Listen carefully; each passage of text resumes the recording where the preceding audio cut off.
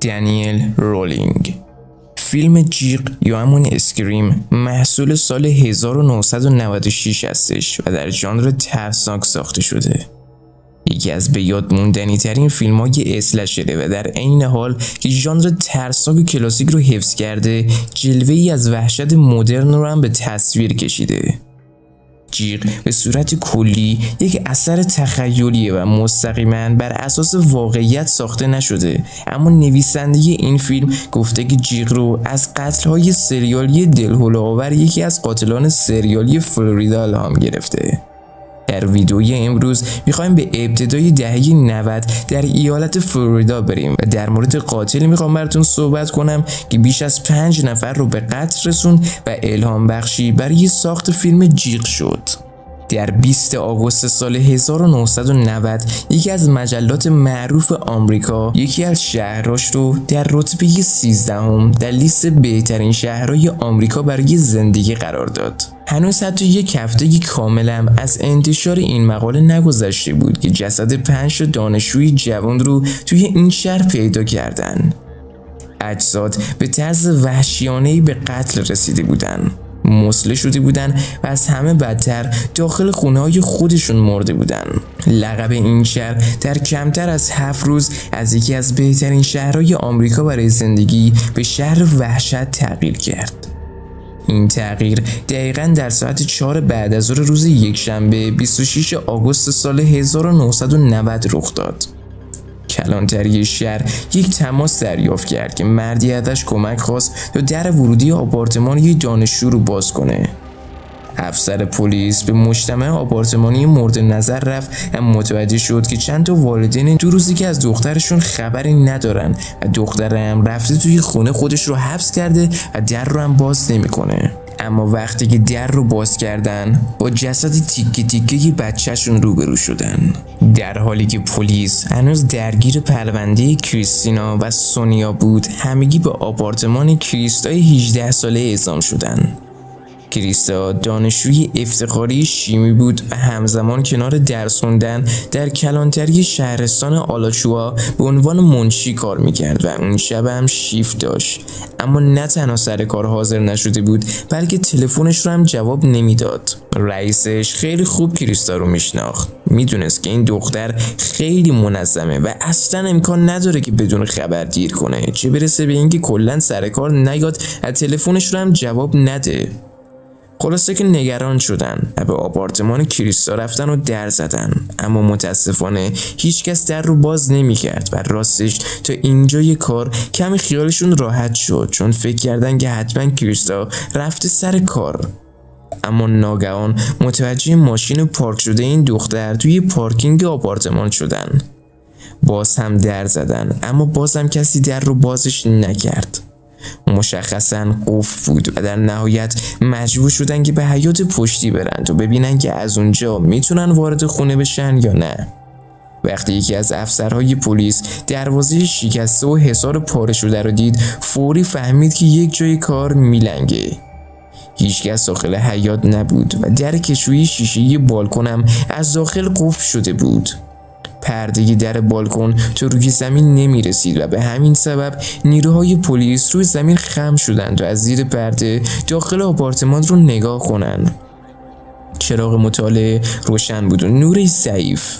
بدن برهنه یک زن داشت دیده می شد. دختر لبه یه تخت نشسته بود، از کمر خم بود و زیر پاش حوض کوچیکی از خون ایجاد شده بود. کفش و جوراب به پا داشت، اما لباسی به تنش دیده نمیشد و جسد این دختر متاسفانه سر نداشت. اولین تیم تحقیقاتی سر صحنه حاضر شد. همسایه‌ها گفتن که چند دقیقه قبل صدای باز بودن آب از آپارتمان کریستا شنیدن، یعنی احتمال اینکه هنوز قاتل داخل خونه باشه وجود داشت. نیروهای پلیس به آرومی وارد خونه شدن، صدای چیکی کردن دوش حموم رو شنیدن. آب بسته بود، اما مشخص بود که تازه بسته شده و هنوزم چکه میکنه. کف حموم پر از لکه‌های متعدد خون دیده میشد. وقتی از حموم خارج شدن، سر جدا شده کریستا رو روبروی خودشون دیدن که روی قفسه کتابخونه قرار داشت. خلاصه که کل خونه رو چک کردن و مطمئن شدن که قاتل لعنتی از خونه خارج شده بود. پلیس کمی بررسی و مقایسه انجام داد و خیلی زود مشخص شد که این 3 قتل به طور قطعی با هم مرتبط هستند. در هر 2 صحنه لباسیر گم شده بود و هر 3 دختر با یه چاقوی 4 یا 6 اینچی کشته شده بودند و اثر نوار چسبم روی جسد هر 3 قربانی هم دیده میشد. همچنین برخی اعضای بدن در هر 2 صحنه جرم ناپدید شده بودند. وحشت مردم در شهر در روز بعد یعنی سه‌شنبه 28 آگوست به اوج خودش رسید. 2 جسد دیگه هم پیدا شد و این بار یکی از قربانی ها مرد بود. الان دیگه فقط زنان از حفظ جونشون نمی ترسیدن، بلکه مردا هم احساس امنیت متاسفانه نداشتن. ساعت 7 صبح سه‌شنبه یکی از دوستای مانوئل با آپارتمانشون اومد تا سراغ دوستش رو بگیره. مانوئل از یک شنبه جواب تماسهاش رو نمیداد و دوستاش خیلی نگرانش شده بودن. این دوست به همراه مدیر ساختمون چندین بار در خونه مانوئل رو زدن ولی هیچکس جواب نمیداد. آخرش مدیر ساختمون با شاه کلید در رو باز کرد و حتی قبل از اینکه وارد آپارتمان بشن با جسد تریسی مواجه شدن. جسد این زن برهنه و خونالو در راهرو بین 2 اتاق افتاده بود و همچنین یک کیف هم بالا سرش قرار داشت. دوست مانوئل و مدیر ساختمون وارد آپارتمان نشدن و در رو بستن و بلافاصله با پلیس تماس گرفتن. همون گروبان و همون بازدستایی که قبلا بررسی کرده بودن دوباره وارد خونه شدن و برخلاف 2 پرونده قبلی این بار هیچ قطع عضوی صورت نگرفته بود. انگار قاتل نتونسته بود تمام تمایلات خودش رو روی قربانی‌ها پیاده کنه. جسد مانوئل داخل تخت خوابش پیدا شد و مشخص بود که با قاتل مقابله کرده بود ولی متاسفانه موفق نشده بود. پس از قتل قربانی 4 و 5 شهر در توجه رسانه‌های ملی در سرتاسر آمریکا قرار گرفت. دقیقاً 1 سال قبلش تد باندی هم اعدام شد و به خاطر قتل دانشجویان هنوز برای مردم فلوریدا تازگی داشت. دنیل وارد آپارتمان یک دانشجو شد و ماشین طرف رو دزدید و به سمت تامپا رانندگی کرد. در طول مسیر از چند خونه دزدی کرد و چیز خاصی هم دستگیرش نشد، اما یک عالمه شواهد از جمله اثر انگشت و موی از خودش به جا گذاشت و کمک بزرگی به پلیس کرد. تازه این وسط هم نزدیک بود در حین دزدی از یک فروشگاه بزرگ دستگیر بشه، اما به سمت جنگل دوید و شانس هم باش همراه بود. دنیل یک ماشین دیگه هم دزدید و در اوج شلوغی بعد از ظهر 8 سپتامبر 1990 تصمیم گرفت که از سوپرمارکت دزدی کنه. با تهدید اسلحه مدیر سوپرمارکت رو مجبور کرد تا تمام پولهای گاف صندوق رو بهش بده. خوشبختانه یکی از کارمندهای مغازه همون اول متوجه دنیل شد و با پلیس تماس گرفت. دنیل قبل از رسیدن پلیس دزدی رو به اتمام رسوند و سوار ماشین شد و پا به فرار گذاشت. مدیر فروشگاه هم مدل ماشین این مرد رو دید و مسیر حرکتش رو و تمام اطلاعاتی که داشت رو به پلیس داد و نیروهای پلیس یه تعقیب و گریز پرسرعت رو با دنیل آغاز کردن. دقت کنین که پلیسا فکر میکردن که دنیل صرفاً از سوپرمارکت دزدی کرده و نمیدونستن که قاتل این بنده خداست. خلاصه انقدر تعقیب و گریز ادامه پیدا کرد و بالاخره دنیل رو گرفتنش. دنیل یه آدم کلاً روانی بود و اصلاً معلوم نبود که توی سر لعنتی چی میگذره. شروع کرد به اعتراف کردن.